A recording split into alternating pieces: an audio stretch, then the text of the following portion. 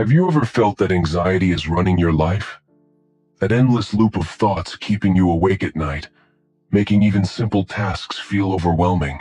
What if I told you that 2,000 years ago, the Stoics already mastered tools to calm the restless mind? Welcome to Stoic Blend, where ancient wisdom meets modern life. Today, we'll explore how Stoic philosophy can help in transforming anxiety into clarity, strength, and peace of mind. Part 1. Understanding anxiety through a Stoic lens. Anxiety is not new.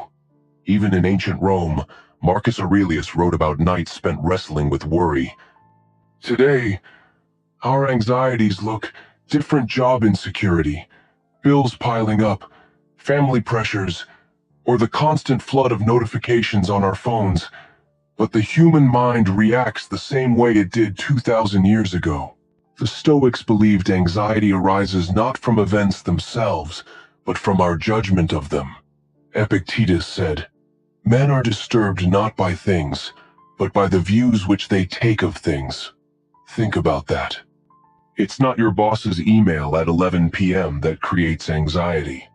It's the story your mind tells. I'm failing. I can't keep up. Tomorrow will be worse. When we begin transforming anxiety, we shift our focus from the external chaos to the internal dialogue. That's the first Stoic lesson. Part 2. Control what you can. Accept what you cannot. In modern America, many people lie awake worrying about things far beyond their control. Global politics, economic downturns, or even the weather-ruining weekend plans. The Stoics taught a radical freedom. Peace comes when we distinguish between what's in our control and what's not. Seneca wrote, "We suffer more in imagination than in reality."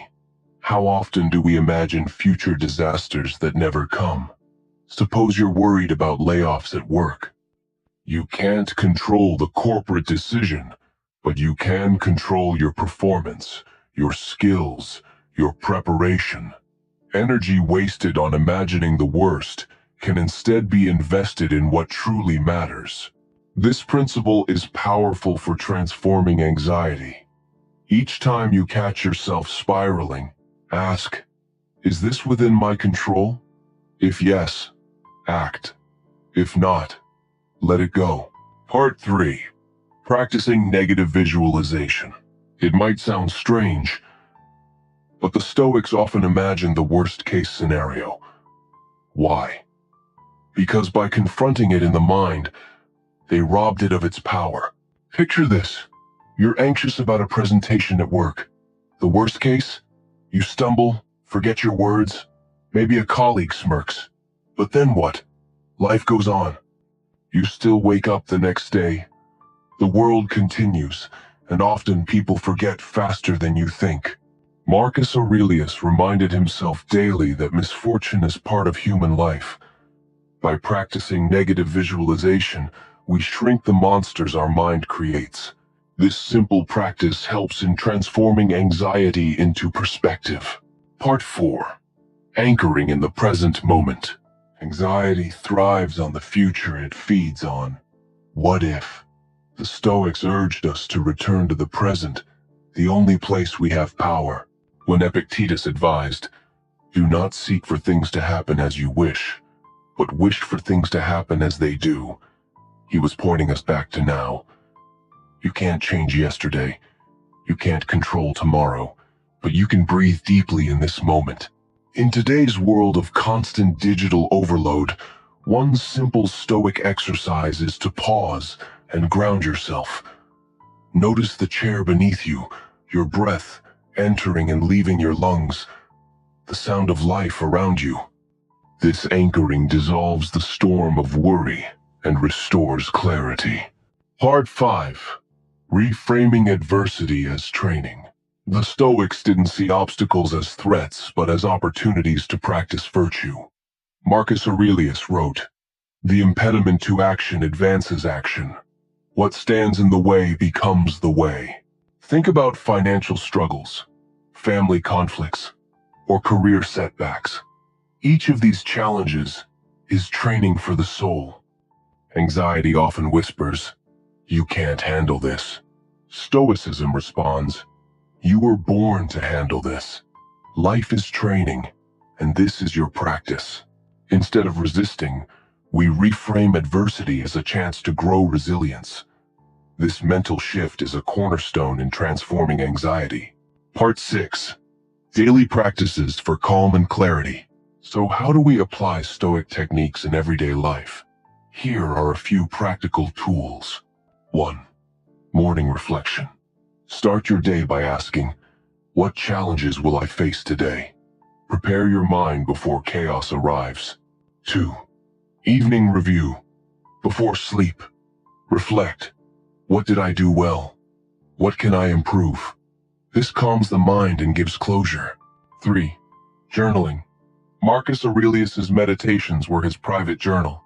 Writing down worries helps you see them clearly and deflate their power. 4. Voluntary discomfort. Skip a meal, take a cold shower, walk instead of drive. By training the mind to accept small discomforts, you build strength against larger anxieties.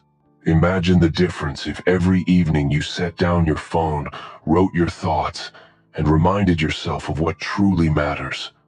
That's how Stoicism becomes a way of living, not just reading. Part 7. A Stoic approach to modern anxiety. Consider a typical day in the US. Deadlines at work, kids needing attention, bills to pay, constant pings from social media. Anxiety thrives in this storm. But Stoicism offers an anchor. Next time anxiety rises, pause and ask, "Is this within my control? What is the worst case and can I live with it? What does this moment require of me?" These simple but profound questions rewire the mind. Step by step, you are transforming anxiety into calm focus. Conclusion. Recap. Closing thoughts. We've explored how the Stoics faced the same storms we face today, and how their timeless wisdom can guide us in transforming anxiety. By focusing on what we control, visualizing the worst to disarm fear, anchoring in the present, reframing adversity, and practicing daily reflection, we can replace worry with clarity. If this message resonates with you, take a moment to like this video, share it with someone who might need it, and subscribe to Stoic Blend for more insights on living with strength and serenity. Now I'll leave you with a question. How do you personally face anxiety, and which Stoic technique will you try first?